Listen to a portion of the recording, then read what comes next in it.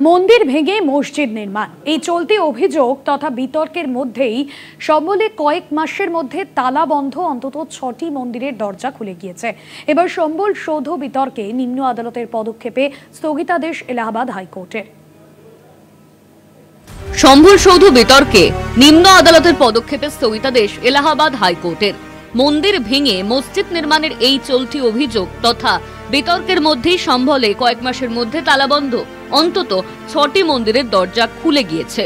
বিতর্কিত মসজিদ কমিটির আবেদনের সাড়া দিয়ে নভেম্বরে সুপ্রিম কোর্ট নির্দেশ দেয় শান্তি ও সম্প্রীতি বজায় রাখার স্বার্থে নিম্ন আদালতকে সম্পর্কিত মামলার শুনানি সাময়িকভাবে বন্ধ রাখতে হবে।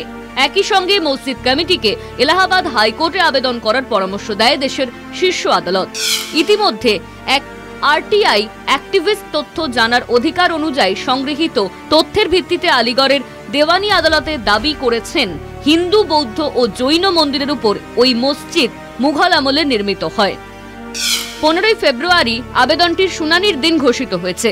মামলাকারীর দাবি, আলিগড় মিউনিসিপাল কর্পোরেশন জানিয়েছে সরকারি অনুমতি ছাড়াই সরকারি জমিতেই মসজিদ রয়েছে। এই পরিপ্রেক্ষিতে মামলাকারী সেখানকার জামা মসজিদ ম্যানেজমেন্ট কমিটিকে বেআইনি ঘোষণার দাবি করেছেন।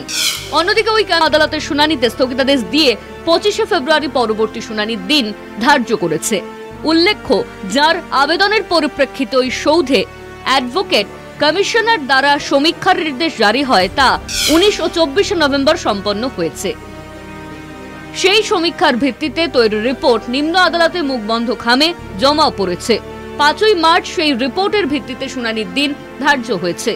হাইকোর্টকে এই তথ্য জানানোর পরেই 5 মার্চের শুনানিতে স্থগিতাদেশ জারি।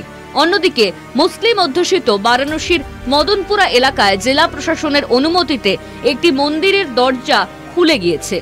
শুধু তাই নয়, সেখানে নিত্য পূজা অর্চনাও শুরু হয়েছে। 70 বছরেও বেশি সময় ধরে মন্দিরটি তালাবন্ধ হয়েছিল। তালা খোলার অনুমতির পরিপ্রেক্ষিতে সরকার জানায় সরকারি জমিতে অবস্থিত সৌধটি খোলা যেতে পারে। প্রসঙ্গত, সম্বল এবং ফিরোজাবাদে 2টি করে এবং মোরাদাবাদে একটি মন্দিরের দরজা দীর্ঘকাল বাদে ফের খুলে গিয়েছে। কলকাতা টিভি।